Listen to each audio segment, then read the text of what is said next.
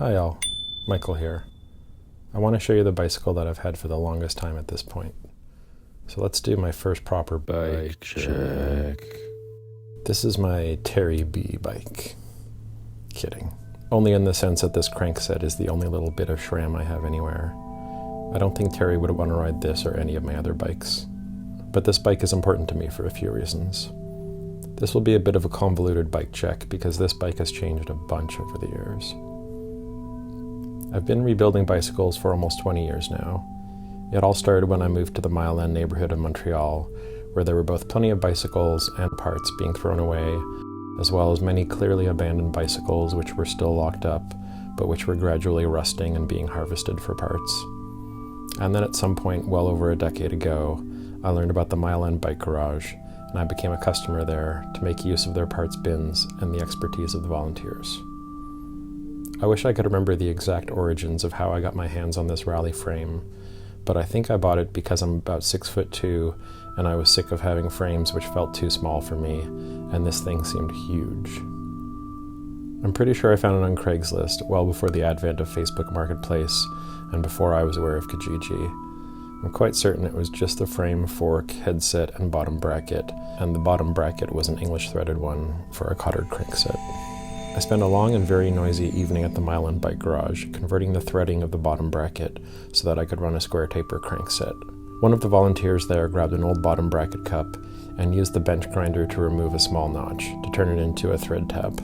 Then with much hammering on the end of the large screwdriver, for what felt like over an hour, I got the new bottom bracket cup threaded in. Yay! It was a lot of noisy work, but I was happy it was done. Then the volunteer pointed out that I still had to take it out, of course. Ugh. More hammering, more noise. Eventually I got it done. I put a beautiful Shimano 600 Arabesque crankset on there with a Biopace chainring, and I set it up with a vintage 27-inch front wheel with old school pseudo quick release butterfly nuts, and a vintage 26-inch wheel with a 3-speed Sturmey Archer hub. Both of the tires were also very vintage. I finished it off with some steel cruiser handlebars, some old pedals with baskets, and a way too racy Norco saddle, and apparently no reflectors before my friend Damien rode it from Montreal to Ottawa in one day. Not only did he not have reflectors, but there was no rack on the bike, so all of his snacks and water and any additional clothing were in his canvas shoulder bag, weighing down on him. On that way too racy saddle. Don't ride like that. I feel like at this point the wheels ended up going onto different bicycles and the frame just sat on its own, but I don't quite recall. But it's time for a brief bicycle detour to say that I had a gold vintage Motobacon fixed gear conversion bike, which was my daily driver for years. Eventually I turned it into a single speed freewheel instead of fixed gear. Then I eventually switched from 28mm Vittorio Rubinos to 32mm CX Pros. And then I cracked the headset of the Motobacon. I was hopping off a curb and felt what seemed almost like front suspension, which I definitely did not have, but it was the cushy give of the headset shearing. I walked the bike the remaining 20 minutes home and moved all of the components from the Motobacon to the blue Raleigh frame, and this is how I ended up riding it for a few years to come. Unfortunately, I ended up leaving it outside for a little too long, and I got a stuck seat post, and then fast forward to recent years, and I was wanting to build an e-bike because a friend of mine was living pretty far away, just too far to easily commute by public transit, and a little further than I wanted to usually bicycle as well, considering when I would want to visit him, it would be generally to make music together, so I didn't want to be exhausted by the time I arrived, since we still would have work of sorts, albeit a hobby, ahead of us. So I wanted an e-bike, but I needed more room because I figured at that point that I can't possibly have more than 3 bikes. That's funny now. So another detour to talk about another bike. What I had built up as my first bike camping bike was basically a vintage Supercycle road bike frame, which was actually quite lightweight.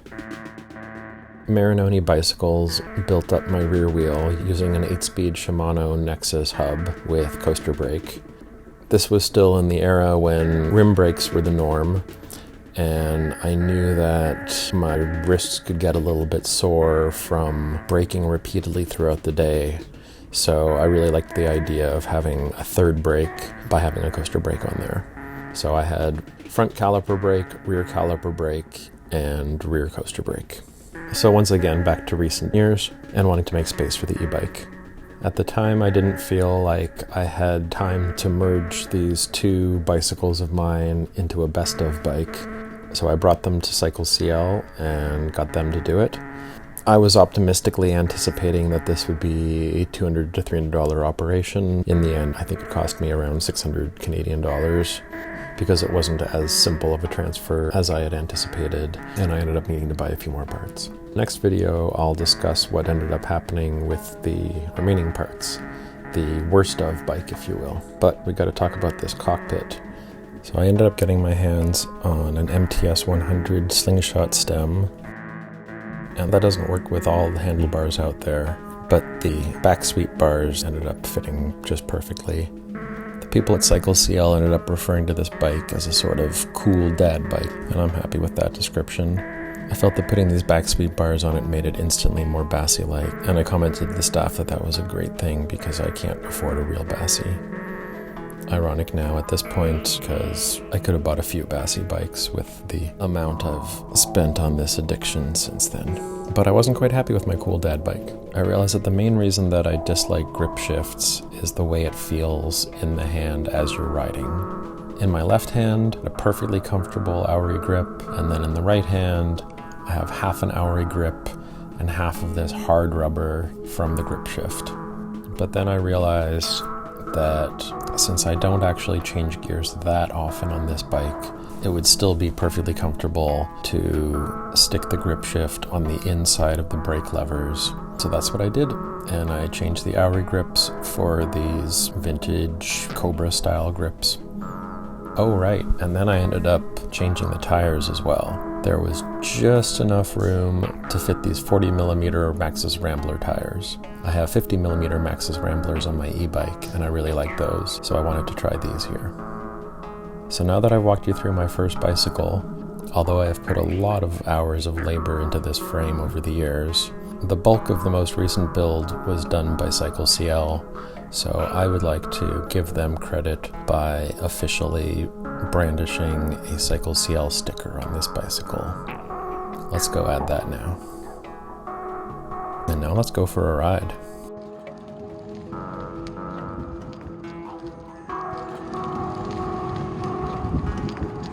Oh yeah.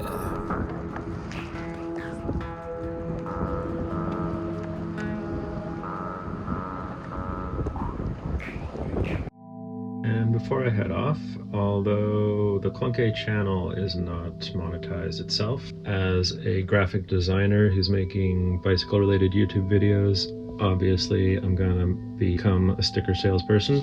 Over on Etsy, I am selling these under the shop name Stuck Seat Post. We've got This Machine Kills False Kings, This Machine Kills Billionaires in 2 different colorways. Bikes are rad, bikes are radical, and full fucking fenders. And then aside from that, I've been using my own music in the background of all of the videos. The previous videos have had unreleased stuff, but today I was actually using a couple of tracks from an album that I released about a year ago called Mandatory Minimum. So that's available on my Bandcamp, and pretty much anything there goes directly to me, aside from the expatriate stuff. If you support that, that goes straight into Bill's bank account and, you know, eventually trickle down theory. So yeah, those are some ways to do some clunky direct action indirectly. Bye all.